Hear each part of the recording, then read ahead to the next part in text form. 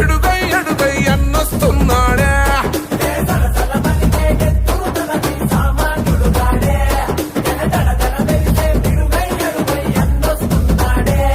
ఏ కొమురం పులిలా గడుగేసి అన్యాయపు కొడుకుల కడిగేసి న్యాయం ఎనకే తను నడిసి నలుపెక్కని సూర్యునులా నిలిసి విరంగి కుండు తన మాట చిలగుండెల తనదే కోట తన సూపులు ఇసిరిన ఈట ఇక సాగదు ఎవ్వని ఆట